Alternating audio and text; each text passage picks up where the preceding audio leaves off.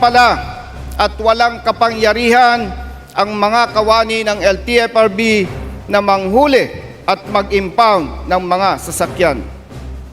Base po sa Executive Order number 202 na lumabas at nilagdaan ng ating Pangulo, dating Pangulo Corazon C. Aquino noong 1987, limitado lamang po ang kapangyarihan ng LTFRB para sa pagre-regulate ng prangkisa ng mga sasakyan at iba pang administrative functions kaugnay nito. Wala nang iba. Mr. Speaker, dumating na po ang tamang panahon. Matapos nating ripasuhin at ikonsulta sa magagaling na abogado ang traffic laws, rules and regulations governing land transportation at ang Executive Order number 202 of 1987, na pag-alaman po natin, illegal pala at walang kapangyarihan ang mga kawani ng LTFRB na manghuli at mag-impound ng mga sasakyan. Base po sa Executive Order number 202 na lumabas at nilagdaan ng ating Pangulo, dating Pangulo Corazon C. Aquino noong 1987, limitado lamang po ang kapangyarihan ng LTFRB para sa pagre-regulate ng prangkisa ng mga sasakyan at iba pang administrative functions kaugnay nito. Wala nang iba, Mr. Speaker. Mr. Speaker, hindi lamang po tayo ang nagsasabi na walang kapangyarihan at iligal ang mga ginagawa ng kawani ng LTFRB na manghuli at mag-impound ng mga sasakyan. Ganito rin po ang sinasabi ng Department of Justice, DOJ, sa inilabas nilang legal opinion na nilagdaan ni Honorable Secretary Jesus Crispin C. Remulla.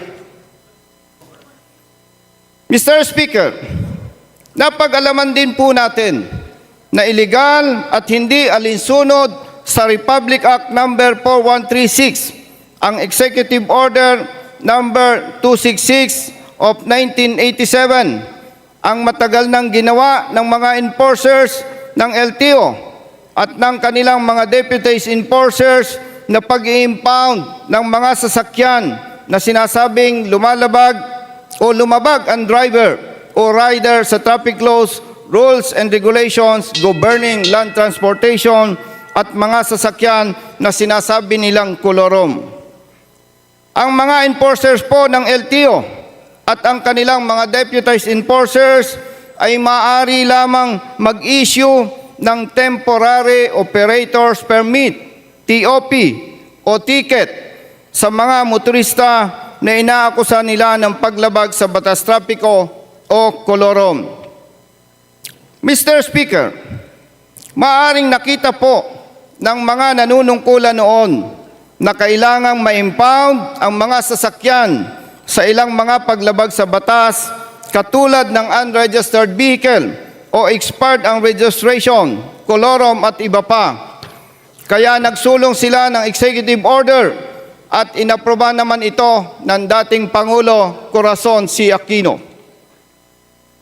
Noong 1987, Mr. Speaker, lumabas ang Executive Order number 266 at sa Section 1 po nito ay ipinag-utos ang pagkakaroon ng dalawang service units sa LTO, ang Traffic Enforcement Service at ang Adjudication Service.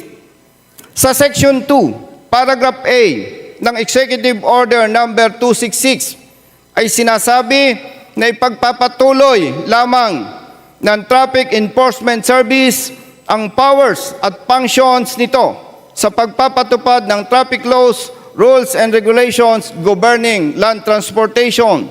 At sa Section 3, Paragraph B naman, ang Adjudication Service ay binigyan ng kapangyarihan to order the impounding of motor vehicles and confiscation of plates or the arrest of violators of laws, rules and regulations governing land transportation.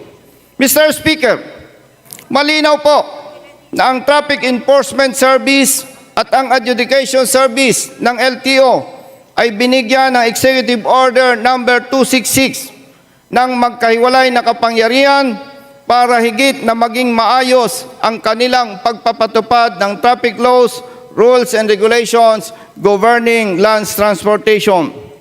Tama at napakahusay ng mga gumawa ng Executive Order number 266 at dapat itong ipatupad ng pamunuan ng LTO sapagkat sa kasalukuyan, Mr. Speaker, hindi ito naipatutupad.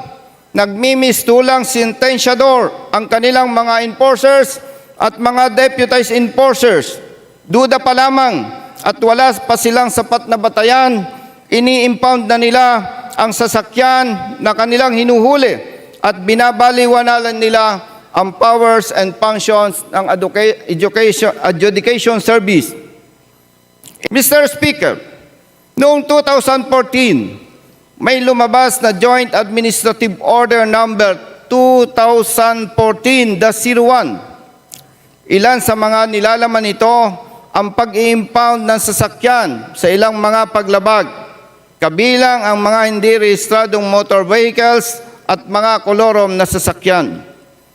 Mr. Speaker, tanging mga paglabag at mga kaukulang multa lamang ang mga nakasaad sa nasabing administrative order at hindi rin nabanggit dito na ang mga enforcers ng LTO at kanilang mga deputized enforcers ay may kapangyarihang mag-impound ng mga sasakyan.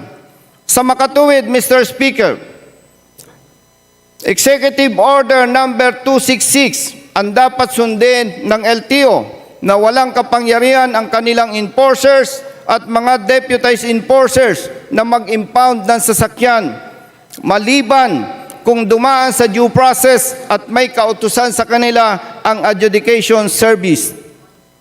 Mr. Speaker, kapareho ng LTFRB at ng LTO ang ipinatutupad ng MMDA ay Act at ng lokal na pamahalaan ng Maynila, Santa Rosa City, Binyan City ng probinsya ng Laguna at Santo Tomas City ng probinsya ng Batangas na pag-impound sa mga sasakyan na may paglabag sa batas trapiko, traffic code o ordinansa ay labag sa batas.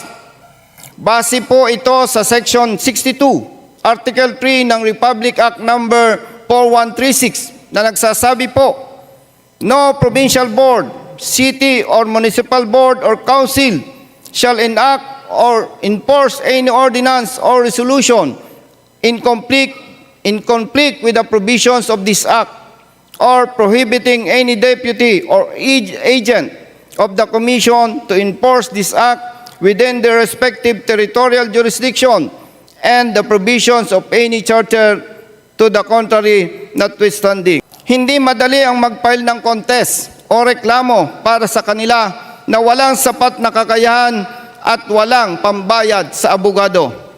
Ikalima, Mr. Speaker, malaki ang abala at gasto sa kanila, wala namang katiyakan na mananalo sila sa kanilang contest, tama at may katwiran man sila. Ito po ay base sa mga tunay na nangyayari. At ika-anim, Mr. Speaker, hindi kayang mag-contest o magreklamo ng mga truck drivers na nagmula at babalik pa sa Mindanao, sa Visayas o malayong parte ng Luzon. Mr. Speaker, kailangan po nating pigilan ang maling pagpapatupad ng batas, traffic code at ordinansa na ginagawa ng mga nabanggit na ahensya at mga nabanggit na lokal na pamahalaan.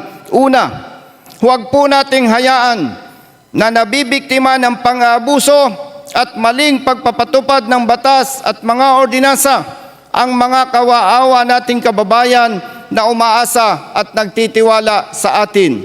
Ikalawa, bilang mga mambabatas, kailangan nating proteksyonan ang dignidad ng Kongreso sa pamamagitan ng pagpigil sa mga nabanggit na ahensya at mga lokal na pamahalaan na ipinagwawalang bahala ang pagsunod sa batas na binalangkas at pumasa dito sa Kongreso.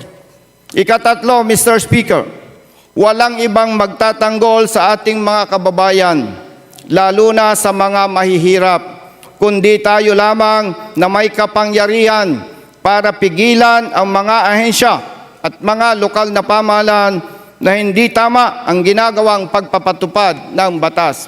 Mr. Speaker, magsusumiti po tayo ng House Resolution in aid of legislation para mabigyan na rin ng agarang aksyon ang ating mga nabanggit na problema at nang maging mas maayos pa ang pagpapatupad ng traffic laws, rules and regulations governing land transportation para sa minamahal nating mga kababayan.